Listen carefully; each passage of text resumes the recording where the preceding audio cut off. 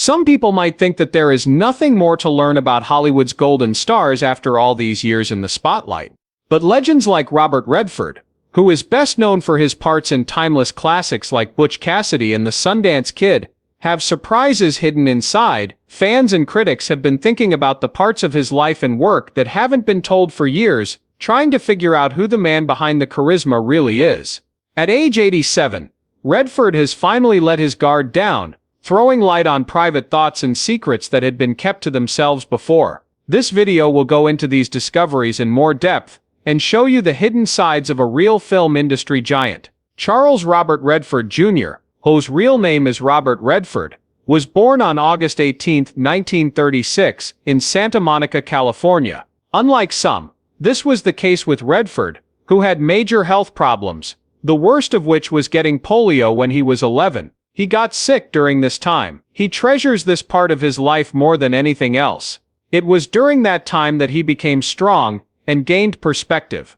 At age 18, Redford lost his mother Martha Hart Redford to septicemia that got worse and killed her. This was his second loss of a loved one. This was one of the worst blows he's ever taken, and it changed him in a big way, showing up in his emotional growth and job goals. Even though he had a lot of problems early in life that made him less interested in art and sports, he had a great passion for them that helped him deal with his problems.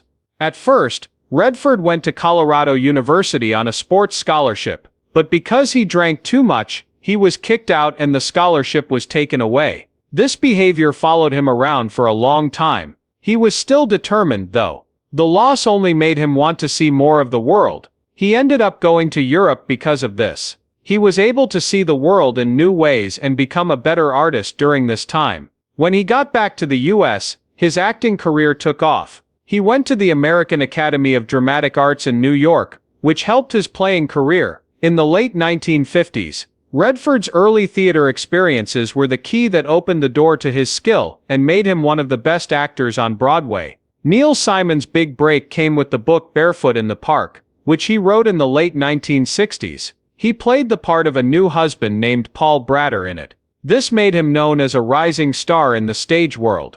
Back in 1969, Robert Redford's first big hit in the movie business was the cult classic Butch Cassidy and the Sundance Kid. This movie is about the Sundance Kid, played by Errol Flynn, and Butch Cassidy, played by Paul Newman. The connection between Redford and Newman made a big difference.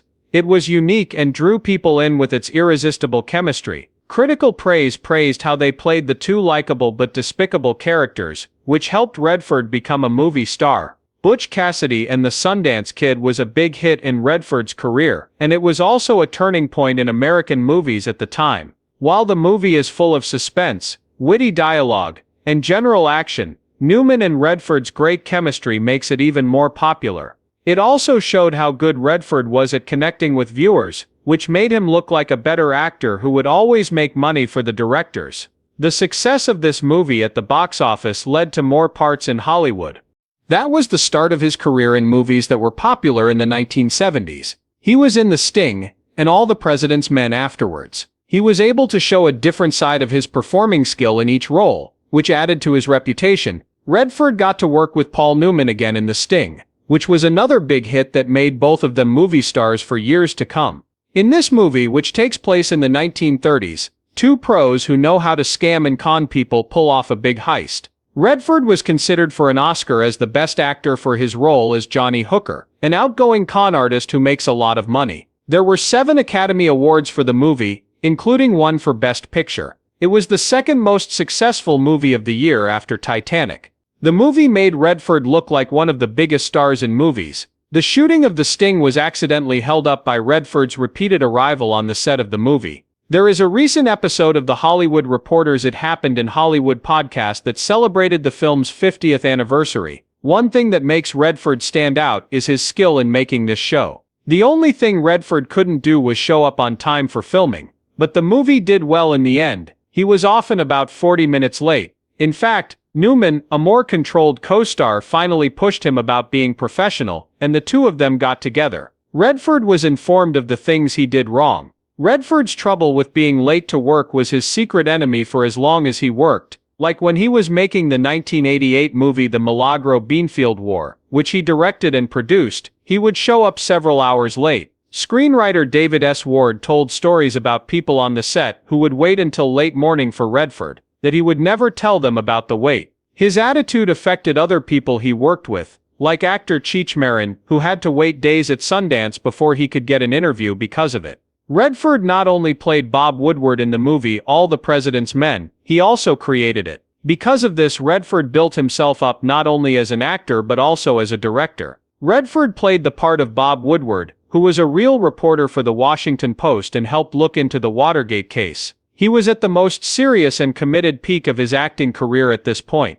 The movie got a lot of praise for telling an interesting story and accurately portraying history. 4 Academy Awards were given to it, which shows how important the press is to American democracy. That's not all though. Meryl Streep and Robert Redford acted in the 1985 movie Out of Africa, which was based on the autobiography by Karen Blixen called Isak Dinesen. This movie got 7 Oscars, including the Best Picture of the Year award. It was directed by a well-known director, and was a big romantic drama set in a Kenyan colonial area in the early 20th century. In his role as big game shooter Denise Finch Hatton, Robert Redford not only showed courage, optimism and deep thought, but he also became a movie star. He showed off his playing skills in these movies. The movies he was in, and the culture of the time were also changed by his parts. Now that he had won an Oscar for this part, Hollywood was beginning to take him seriously. Not only does Robert Redford have an impact on the movie business, especially as a director, but he also plays important parts on screen. Ordinary People, which came out in 1980 and won him an Academy Award for Best Director, may have been his most famous film as a director. Best Picture was also given to it. The movie shows in great detail how difficult it is for family members to deal with sadness and guilt. One thing that made Redford's approach to exploring his character's feelings so delicate and sensitive was that it showed he knew how to handle a story well. This set a high bar for all of his future directing work. After Ordinary People did well, he went on to write about many other parts of the story. The 1992 movie A River Runs Through It was based on a short story by Norman Maclean, and Robert was able to show how well he understood how people felt in the movie. The movie is set in the country in Montana in the early 1900s. The town preacher, who is also the twins' father, keeps a close eye on them. It had stunning visuals and an artsy look at how brothers love each other and their lives. The movie was shown to the public and became a huge hit. The Quiz Show 1994 was his next big job as a director. This show also showed another side of Redford, his love of complicated moral problems. As shown in the movie Quiz Show, scams in the 1950s were based on real events. The film also shows how people's desire for fame and money led to a lot of corruption behind the scenes. People really liked the movie Quiz Show, and it was even nominated for an award for Best Director. Robert Redford, who is 87 years old, has been very open about his feelings about fame, the decisions he made during his work, and his personal life. This shows that he has been deeply thinking about these things. In a recent interview, Redford talked about how being popular has many benefits, but it also means giving up privacy and identity. Most people know Robert Redford as one of the best actors, but he never watches his own movies. He told Today in 2015 that he grew up in a rough Los Angeles neighborhood where he and his friends would watch movies to make fun of the bad guys, and he couldn't get rid of the thought of himself as someone in the crowd making fun of his own performance. He doesn't watch his own work because it makes him feel bad to see himself on TV. Redford has also talked about how dangerous it is to be a star. He thought of success as having 3 stages: becoming an object to other people, starting to see yourself as an object, and if you're not careful, losing your whole identity to this objectified self. During a conversation with his grandson Walker, he stressed how important it was to be humble. As Redford talked about his rise to fame with Butch Cassidy and the Sundance Kid, he said that the quick attention made him wary of losing himself in the fame. He talked about how he came up with a plan to deal with being famous without letting it change who he was or how he saw things. But Robert Redford's personal life has been even more crazy than his work life. He got married to Lola Van Wagenen in 1958 and now has 4 kids. His family life was full of both happiness and sadness, which had a big effect on his life and work. Scott Redford, Redford's first child, died of SIDS just a few months after being born. This hurt him deeply and will always affect him. This personal loss at a young age did, however, make me very strong-willed and give me a view of life that puts the personal ahead of the professional. In 2020, he lost something else. James, his son, died of bile duct cancer when he was 58 years old. An agent for Redford named Cindy Berger said that the family was having a very hard time and wanted to be alone during this. Bauer says Jamie was a loving son, husband, and father. He lived on through his children, his art, his movies, and his desire to protect the earth. James died because of something that started when he was young. James Redford, a director, has had liver problems since he was a child. He was recently identified with primary sclerosing cholangitis, an extremely uncommon autoimmune liver disease. After having 2 liver transplants, he started the James Redford Institute for Transplant Awareness in 1993. Its goal was to teach people about organ and tissue giving. The Redford Center helps directors who make movies about the environment. It was started by him and his father in 2005. James is survived by his wife of 32 years, Kyle, and their 2 children, Dylan and Lena. They were his main sources of support. Even though Redford is famous, he tried to keep his kids out of the spotlight by sending them to a normal school and keeping them away from the movie business. This pick fits with his career-long preference for making movies about family life. He often talked about how hard it was to keep his family happy because he had to play and direct at the same time. He got separated from Van Wagenen in 1985, and 6 years later, he married Sybil Zagers, the woman he would marry for life. He has been away from the press since then and has been spending time with his family. When asked about his biggest dream, Redford said it was to be a good dad and someone his kids could trust. But Robert's life had other sad events besides the deaths of his boys. He also lost his parents and his uncle, who he looked up to a lot. This time was really tough for him. You can feel the loss of all these people in his movies too, which often deal with loss, healing, and life in general. The Sundance Film Festival was started by Robert Redford in 1981 as a part of the Sundance Institute. He created this organization to give independent filmmakers a way to show their work without the commercial pressures that come with popular theaters. Sundance quickly became an important part of film. It takes place in Park City, Utah. Redford had a dream of backing artistic freedom in movies, which led to the festival. It was he who had been a director of strange films that were never backed by mainstream Hollywood. So Sundance became a way for him to help people who are like him. Sundance has grown to become the biggest independent film festival in the U.S.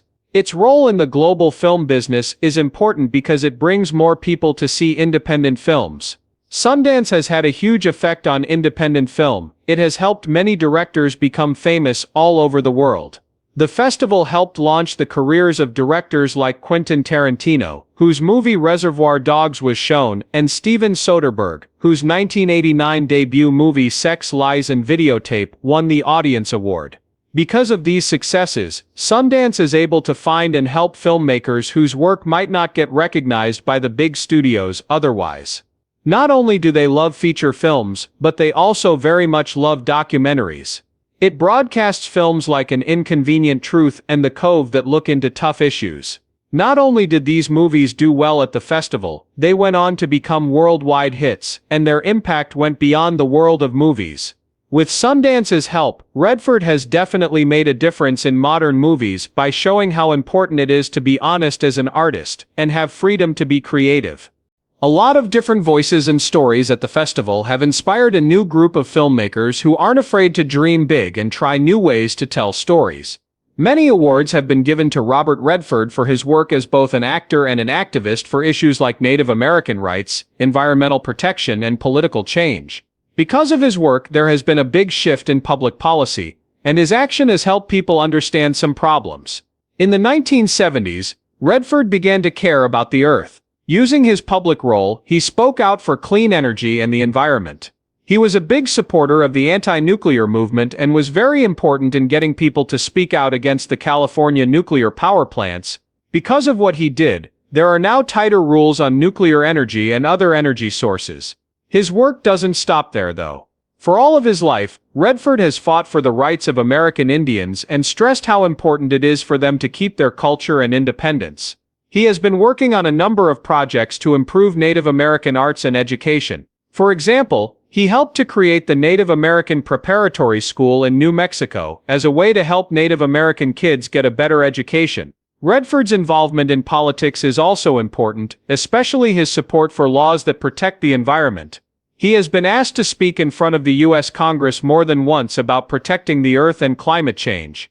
His action played a big role in passing many important laws that are meant to protect endangered species and limit pollution from factories.